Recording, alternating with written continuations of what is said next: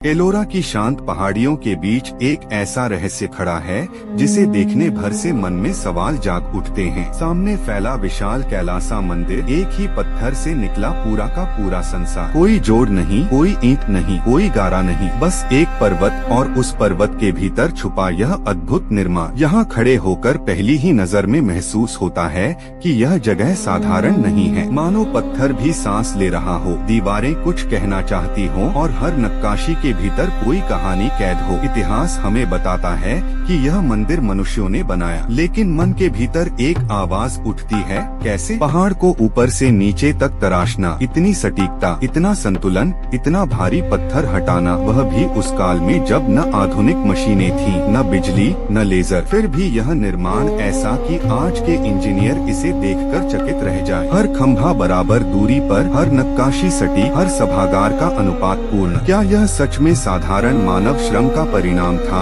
या फिर इसके पीछे कोई ऐसा ज्ञान था जिसे हम भूल चुके हैं? कहा जाता है कि निर्माण ऊपर से नीचे किया गया। सोचिए, जहाँ एक छोटी सी चूक पूरे पहाड़ को गिरा सकती थी, वहाँ एक भी गंभीर गलती नहीं होती। यह संयोग नहीं लगता, यह कौशल से कहीं अधिक प्रतीत होता है। हजारों टन पत्थर निकाले गए, पर उस निकले हुए पत्थर का ठिकाना आज भी रहस्य है। वह कहाँ गया? किसी नदी में, किसी घाटी में, किसी खाई में? स्पष्ट उत्तर किसी के पास नहीं। मानो वह पत्थर कभी अस्तित्व में था ही नहीं, बस गायब हो गया। कुछ मान्यताएं कहती हैं कि इसे देवताओं ने बनाया, कुछ कहानियां इसे राक्षसों का काम बताती हैं, कुछ दावे करते हैं कि पत्थर को पिघलाया गया था। कल्पना कीजिए, यदि वास्तव में ऐसी कोई तकनीक रही हो जो पत्थर को मोम की तरह नरम कर देती हो, यदि ध्वनि या ऊर्जा से शिला को नियंत्रित किया जाता रहा हो, क्या वह ज्ञान कहीं खो गया या फिर जानबूझकर छुपा दिया गया? क्या हम इतिहास के सिर्फ सुरक्षित हिस्से पढ़ते आए हैं और असली रहस्य हमसे परे रखे गए? मंदिर के आंगन में खड़े होकर ऊपर देखते हैं तो लगता है मानो आकाश भी इसकी भव्यता को निहार रहा हो। बीच में स्थित नंदी की विशाल आकृति एक ही पत्थर से निर्मित,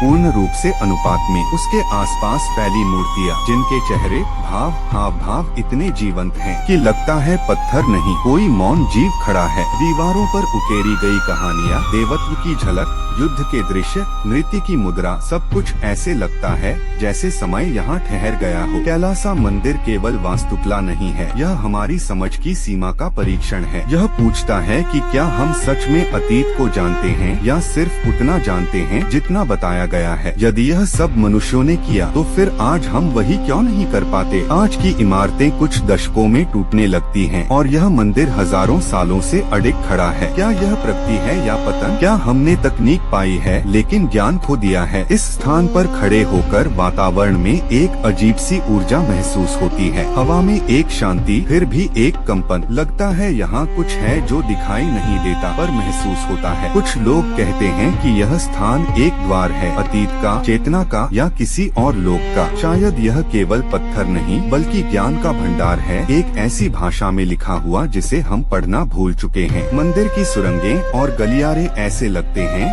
मानो किसी गहरे रहस्य की ओर ले जा रहे हों। प्रकाश और अंधेरे के बीच खड़े होकर लगता है कि समय धीरे धीरे पीछे जा रहा है। आंखें बंद करें तो मन में प्रश्न उठते हैं, किन हाथों ने इन दीवारों को छुआ होगा? किस युग की आवाजें यहाँ गूंजी होंगी? किस उद्देश्य से यह स्थान बनाया गया होगा? क्या यह केवल पूजा का स्थल था या फिर कोई प्राचीन वैज्ञानिक केंद्र, कोई ऊर्जा स्थल, कोई ज्ञानपीठ? कई विद्वान मानते हैं कि यह निर्माण केवल कलात्मक नहीं बल्कि गणितीय है। अनुपात, कोण, ध्वनि प्रतिध्वनि, प्रकाश का प्रवेश, सब कुछ सोच समझकर रचा गया। क्या यह संभव है कि प्राचीन लोग ब्रह्मांड, ज्यामिति और ऊर्जा के ऐसे रहस्य जानते रहे हों जिन्हें हम आज फिर से खोजने की कोशिश कर रहे हैं? क्या हम उनके शिष्य हैं या उनकी छाया मात्र? एक और सवाल उठता है, अगर ऐसा निर्माण संभव था तो फिर इतिहास में इसका दोहराव क्यों नहीं हुआ? क्यों ऐसा दूसरा कैलासा नहीं बना? क्या यह ज्ञान किसी सीमित समूह तक ही सीमित था? क्या वह समूह समय के साथ खो गया या फिर किसी कारणवश ज्ञान को आगे बढ़ने से रोक दिया गया? कई बार लगता है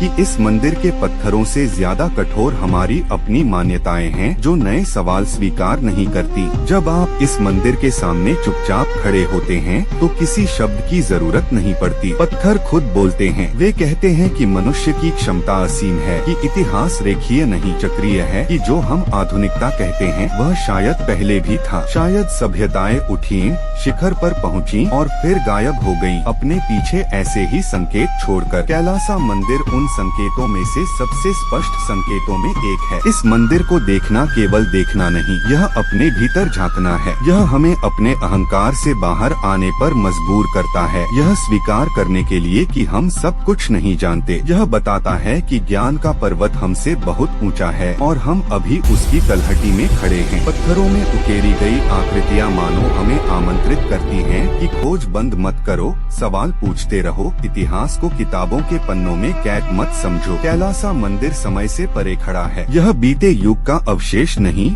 बल्कि संदेश है। संदेश यह कि मानव क्षमता अनंत है, कि रहस्य अभी बाकी है, कि हमने जितना जाना है उससे कहीं अधिक अनजान हमारे सामने खड़ा है। यहाँ खड़े होकर महसूस होता है कि शायद सच्चा इतिहास अभी लिखा ही नहीं गया, शायद वह पत्थरों में बंद है, शायद वह हमारी प्रतीक्षा कर रहा है। और तब मन में एक अंतिम सवाल जन्म लेता है, क्या यह सच में केवल मानव निर्माण है या फिर यह उस अतीत का प्रमाण है जिसे हम स्वीकार करने से डरते हैं? क्या यह मंदिर केवल पूजा का स्थल है या फिर यह उस खोए हुए ज्ञान का द्वार है जो फिर से जगने का इंतजार कर रहा है? जवाब शायद किसी के पास नहीं, लेकिन सवाल ही इस जगह की असली शक्ति है। कैलासा मंदिर सिर्फ दिखता नहीं, यह महसूस होता है। यह सिर्फ खड़ा नहीं, यह बोलता है। यह केवल इतिहास नहीं, यह रहस्य है। और जो इसे ध्यान से देख ले उसके भीतर हमेशा के लिए एक जिज्ञासा जग जाती है, क्या हम सच में सब जान चुके हैं या अभी शुरुआत ही हुई है?